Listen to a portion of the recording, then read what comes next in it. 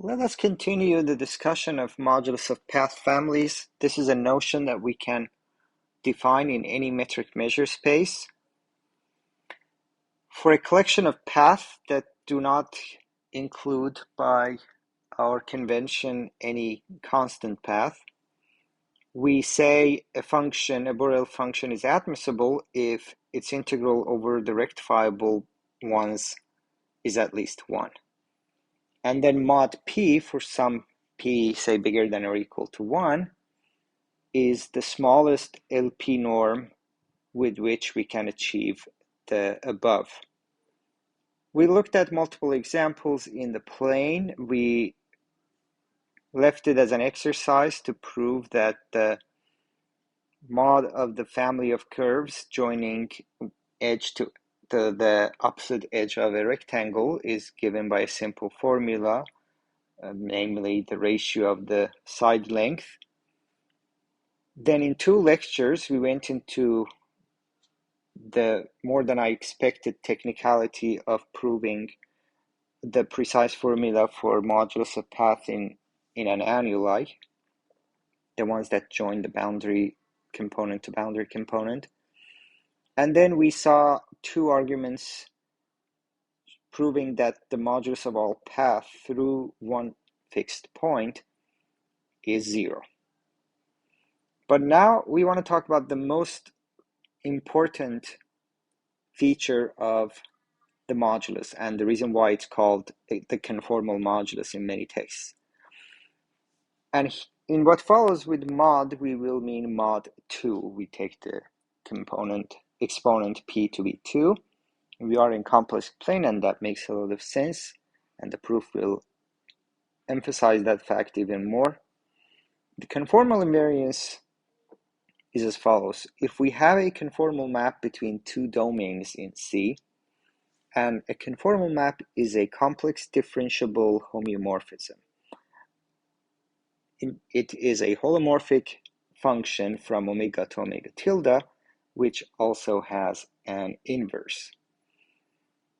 It's a unique feature of complex differentiable functions that just the assumption of injectivity of this map and its complex differentiability is sufficient to show that the inverse map will also be holomorphic, which is not at all true in the C-infinity category.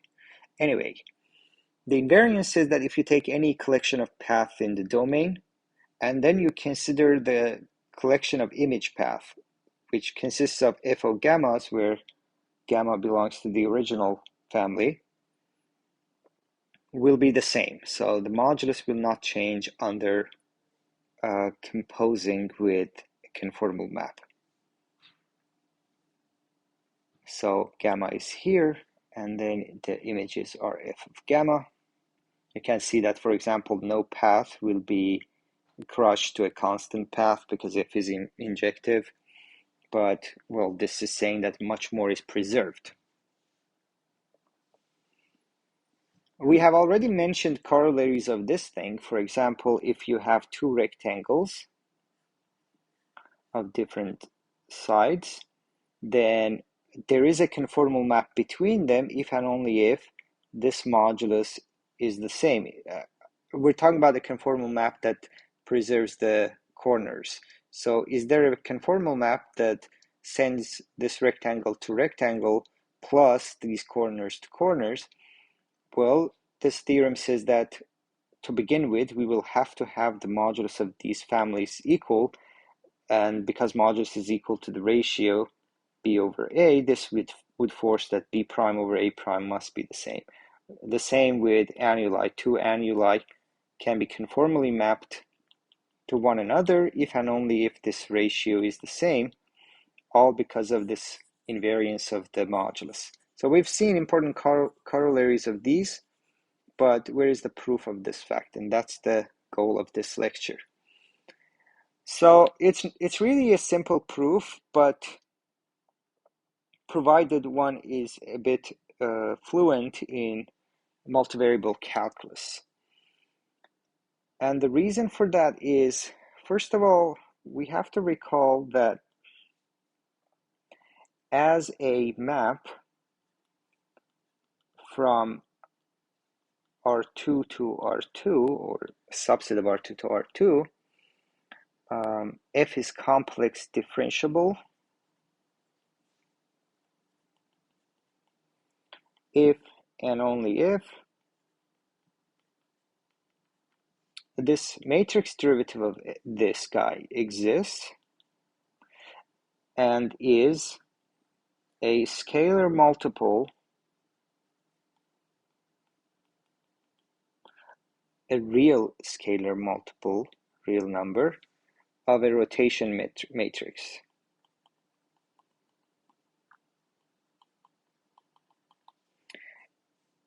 So the derivative of a function is a R2 to R2 is a matrix, but to be actually complex differentiable, this would force that this matrix stretches all vectors the same proportion, and also it preserves the angles. So this cannot have a different length than that. So this has to be equal to that if we start with equal vectors, and that has to remain equal to that. So if you take a third vector of any length, this will be also scaled the same amount. And therefore, so this matrix is represented by the f prime z in the sense of complex number. So one complex number here, it corresponds to this matrix. So the action of this matrix, if you have a v, and then this is df, so we're talking about a fixed point 0, and here is f of z naught. So the image of that v will be df evaluated as z naught dot v, so matrix multiplied vector. But in terms of this complex derivative, this will be exactly the f prime z as a complex number multiplied v as a complex number. What is geometrically significant here is that for every v, the vector, the action of derivative on v is independent of what direction we look. It only depends on this absolute value z. Now we take mod of this number, so it's a real number, and then times this v. So that constant amount by which vectors are dilated is none other than the modulus of this complex number. We can also think of this as the directional derivative of v, of f in direction v.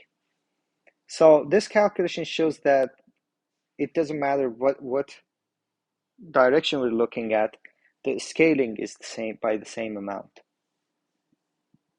Okay, now the next bullet point is that if gamma in this family is rectifiable, then f composed with gamma is.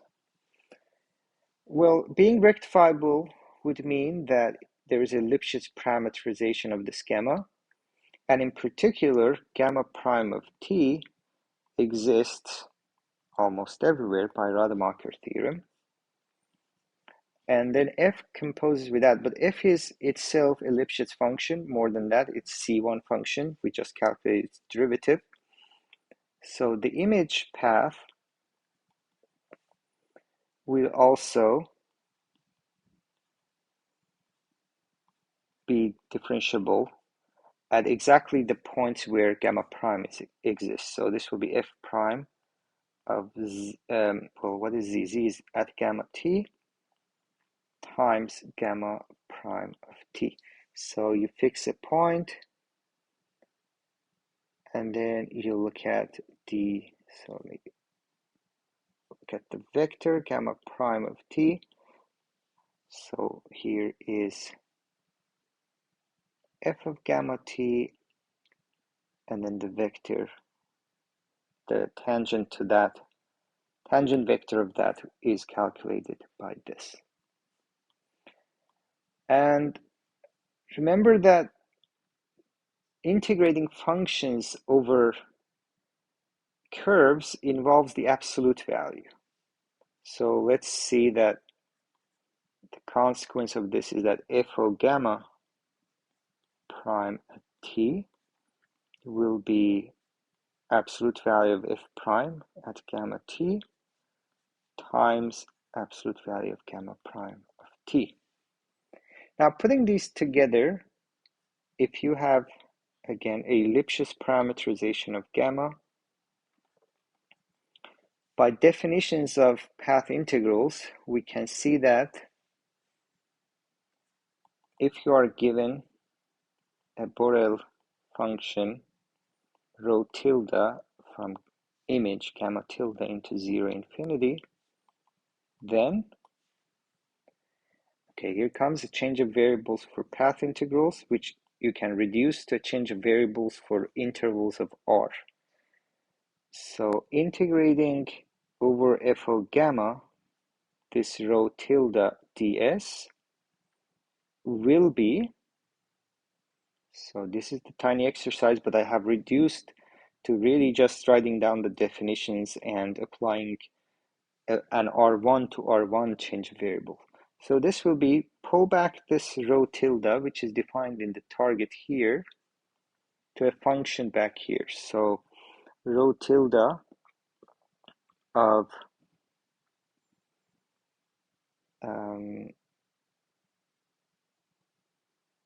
f of,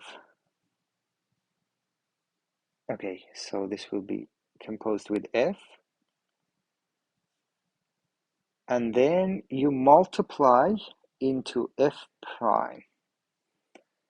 So let me plug in the value to make it more clear what is happening here.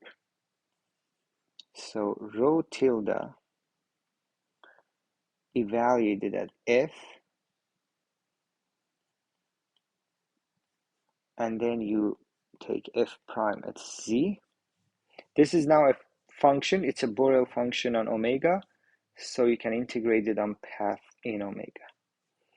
So then for every rectifiable gamma in the domain, we have this. So again, most details I've done. It's a matter of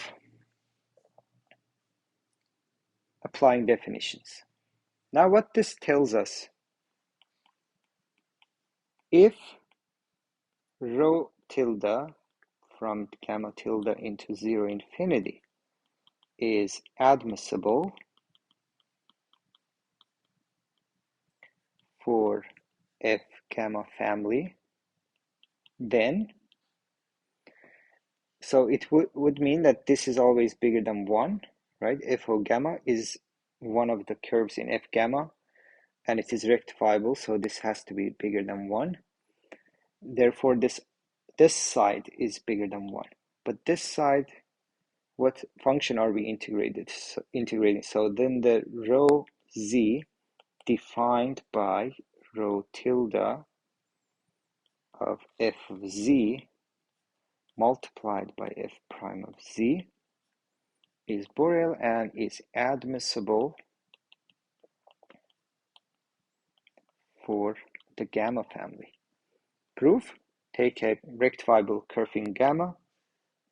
From this equality, you start on the right side, then it's equal to that, but then rho tilde is by definition admissible, and f of gamma is rectifiable.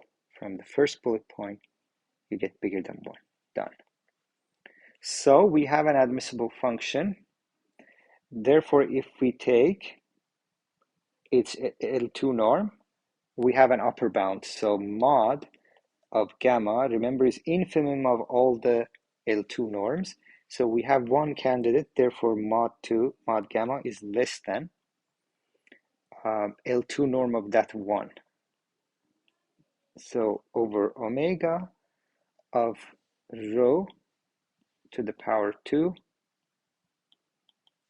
dz, which is Lebesgue integration, which is equal to integrating over omega rho tilde of f of z to the power 2 and then f prime of z to the power 2 dz. Okay, now here comes the most significant contribution from this f being holomorphic.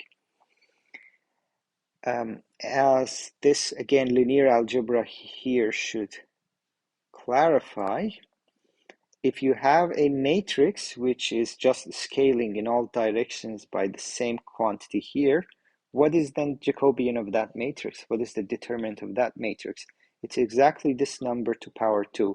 All the eigenvalues are the same, and determinant is the multiplication of two largest eigenvalues.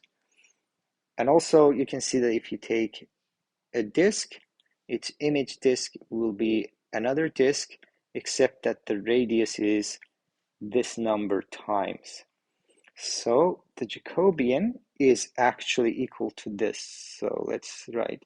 So this is rho tilde of f of z to the power 2, and then here becomes Jacobian of fz, determinant of the derivative in the sense of like R2, the matrix, dz. But guess what? So we have a function here. Here I'm thinking rho tilde to the power 2 is a function as on omega tilde. We have f between them homeomorphism, diffeomorphism indeed. How do you pull back this integration? What is the u substitution? Integrating a function here equals, okay, integrating rho tilde to the power 2 on omega tilde is the same as pulling it back, which is here, and integrating it here and paying the price with Jacobian. So everything has been already done, and this is exactly equal to that. Therefore, anytime you have an admissible function for f gamma, you have this inequality. But now let's take, so you see that this mod gamma here is independent of whatever you started with. And rho tilde is, as long as rho tilde is admissible for f gamma. So if you take infimum now, so take infimum over all rho tilde that are admissible for f gamma family to obtain. So mod gamma is less than or equal to mod, if you take inf of this quantity over all admissible rho tildes, this will be mod of the f gamma family. Okay, perfect. Now we got rid of all rhos and rho tildes, and finally we have an inequality for mod. But this is half of the theorem because we want to prove their equality. But then we remember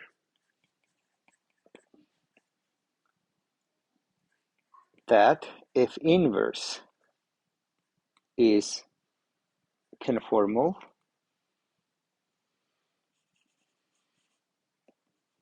okay, parentheses, since it is conformal, now you're going in the backward direction, thus mod of that one should be less than the other one. So mod of gamma is equal to mod of f of gamma. I was thinking for a second, what is, if this is exactly equal to gamma, and that is true. We are talking about the homeomorphisms, everything is so nice and beautiful. So finally, we have proven that any path family we take in the domain of a conformal map will have the same modulus in the image. What is more interesting is that actually this characterizes conformal maps as well. It's kind of funny that I did not locate one definite reference for this. I couldn't find a clean statement with no strings attached. So I'm not going to write it as a theorem, but basically it is that a homeomorphism between two domains in C,